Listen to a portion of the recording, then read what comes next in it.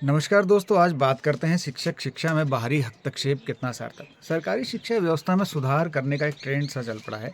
शिक्षा में सुधार का बिजनेस बहुत आसान भी दिखता है। संस्थाएं विविध प्रकार का सर्वे करते हैं और विभिन्न विषयों में विद्यार्थियों का आकलन कर एक ऐसा निष्कर्ष निकालते हैं जिससे जाहिर होता है कि सरकारी स्कूलों में बच्चों का सीख स्तर निम्नतम है। विभाग के प्रयास नाकाफी हैं, अतः बाह्य हस्तक्षेप से शिक्षा में आमूलचूल बदलाव होगा और यह बदलाव सिर्फ दीर्घकाल में सामाजिक बदलाव का माध्यम बनेगा, ऐसा प्रस्तुत किया जाता है। सोचने में अच्छा लगता है, बढ़िया कल्पना है और अक्सर ऐसी कपोल कल्पनाएं अपने देश में ढाक के तीन पात वाली कहावत पर जा अटकती हैं। यह बात मैं अपने 10 साल के शैक्षणिक अनुभव के आधार पर कह रहा हूँ। शिक्षा की नामी संस्था के साथ ग्रासरूट लेवल पर मैंने उत्तराखंड के अलग अलग जनपदों में शिक्षा पर काम किया। इस दौरान सैकड़ों शिक्षकों और हितधारकों से संवाद विमर्श का अवसर भी मिला। साथ में समुदाय के सदस्यों और अभिभावकों से मेरा गहरा संवाद भी हुआ। विभिन्न क्षेत्रों में युवा शिविर, स्कूलों में बाल शोध मेला, ग्रीष्म और शरतकालीन शैक्षणिक कार्यशालाएं आदि से खूब सारे अनुभव भी प्राप्त हुए और समझ भी विकसित हुई। आसान नहीं होता है सरकारी शिक्षकों को उनके अवकाश वाले दिनों में शैक्षणिक गुणवत्ता संवाद में बुलाना, परंतु लोग आते हैं, अपना समय देते हैं, योगदान देते हैं, अपनी सीख का वे जरूर उपयोग करते होंगे अपने सेवित क्षेत्र में, अपने विद्यालय में, ऐसा मानकर चलते हैं और बहुत सारे लोग ऐसा करते भी हैं। बावजूद उसके जिन्हें नज़रअंदाज नहीं किया जा सकता, कुछ ऐसे मुद्दे हैं। सरकार का शिक्षा में केंद्रीय बजट कितना है? नई शिक्षा नीति का शोर भी 2020 में उठना शुरू हुआ और अब 2027 तक निपुण भारत अभियान के अंतर्गत सरकार का मिशन है कि हर बच्चे को प्राथमिक स्तर पर बुनियादी भाषा तथा संख्यात्मक गणित का ज्ञान हो। स्लोगन भी अच्छा बन रहा है और लगा भी है हर प्राथमिक विद्यालय में। निपुण भारत का है सपना, हर बच्चा सीखे भाषा और गणना।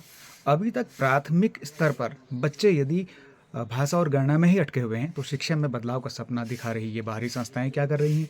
एक दशक से भी ज़्यादा समय इनको उत्तराखंड में यदि हो चुका है तो बदलाव के कुछ तो प्रमाण दिखते। शिक्षा विभाग के पास शिक्षकों की शिक्षण विधा में आ रहे बदलाव के आंकड़े तो होंगे ही। गैर सरकारी संस्थाओं ने भी शिक्षकों की शिक्षण विधा में आ रहे बदलाव का रिकॉर्ड रखा होगा, अतः उनको इन आंकड़ों को सार्वजनिक करना चाहिए, क्योंकि बहुत से गैर सरकारी संस्थाओं ने ऑनलाइन एप्लीकेशन बनाई है। करोड़ों की लागत से बनी इन एप्लीकेशन का क्या उपयोग हो रहा है, इसकी जानकारी न तो शिक्षक को होती है, न ही हितधारकों को। इस संबंध में जानकारी दी जाती है, नहीं दी जाती है।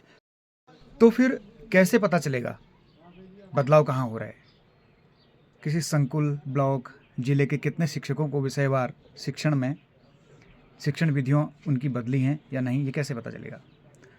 उनमें कुछ मूलभूत रचनात्मक बदलाव आए हैं या नहीं, यह भी कैसे पता चलेगा? या कितने शिक्षक हैं जो अभी भी पुराने ढर्रे पर ही चल रहे हैं, यानी रचनात्मक शिक्षण का उन्होंने कोई सहारा नहीं लिया है, या फिर शिक्षा में काम कर रही संस्थाओं के अनुसार उनकी पेडागोजी नहीं चेंज हुई है? कैसे पता चलेगा? वो डाटा कौन सार्वजनिक करेगा? उस रिपोर्ट को कौन सार्वजनिक करेगा और कब करेगा? तो ये थे शिक्षा में गैर सरकारी संस्थाओं के हस्तक्षेप का मामला। अब अभिभावकों और शिक्षकों के मन की बात भी जानते हैं।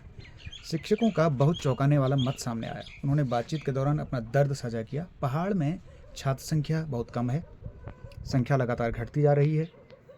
जहाँ छात्र संख्या भी है वहाँ उपयुक्त संख्या में शिक्षक नहीं है। यदि शिक्षक हैं भी तो उनको शिक्षक कम और क्लर्क अधिक बना दिया गया है। साथ में एनजीओ के प्रशिक्षण जो विभागीय आदेश से संचालित होते हैं ने शिक्षकों का अधिकांश समय स्कूल से छीन लिया है। ये एक बड़ी समस्या भी है।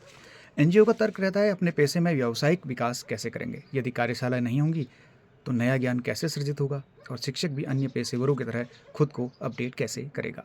लेकिन इस तर्क के पीछे वे शिक्षकों पर पड़ते अतिरिक्त कार्यभार को नहीं देखते हैं। अन्य पेशेवरों की तुलना में काफ़ी गुना अधिक काम है शिक्षक के पास। एनजीओ को अपनी दुकान चलानी होती है, प्रोजेक्ट करना होता है, बजट खर्च करना होता है। इस पूरे घटनाक्रम में सरकारी शिक्षक लपेटे में आते हैं। फलस्वरूप शिक्षकों का कीमती समय गुणवत्तापरक शिक्षण में नहीं बीतता। वे स्कूल से अधिकांश समय बाहर रहते हैं, प्रशिक्षणों में रहते हैं। शिक्षक विशुद्ध रूप से शिक्षण कार्य करे, विभागीय दस्तावेजीकरण के लिए एनजीओ के लोग रखे जाएं या सरकार कुछ अतिरिक्त वैकल्पिक व्यवस्था करे। डाइट अकादमिक सहयोग करे और शिक्षकों को स्कूल में ही सहयोग किया जाए। एनजीओ के सदस्य स्कूल में आएँ और शिक्षकों को ऑन साइट सपोर्ट करें। इस प्रकार के तरीकों को शिक्षकों पर अप्लाई करना पड़ेगा, स्कूलों में अप्लाई करना पड़ेगा। इस वजह से शिक्षकों पर अतिरिक्त कार्यभार नहीं पड़ेगा, या फिर शिक्षकों की संख्या विद्यालयों में बढ़ानी पड़ेगी ताकि वे अपनी क्षमताओं का पूर्ण उपयोग कर सकें और समुदाय भी देखे कि किस विद्यालय में कितने शिक्षक हैं, कितनी सुविधाएं हैं।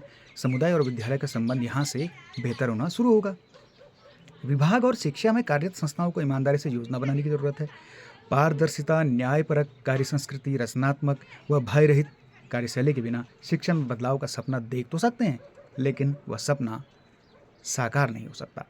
फिर ये बदलाव की तमाम कोशिशें छेद वाली गागर में पानी भरने के समान होंगे। प्रयास दिखेंगे जरूर, लेकिन परिणाम सिफर ही होंगे, उस छेद वाली गागर की तरह। तो आज का मेरा ये छोटा सा वीडियो उन सभी शिक्षा के लिए समर्पण से काम करने वाले साथियों के लिए है, और ये मेरे अपने निजी अनुभव भी हैं। नमस्कार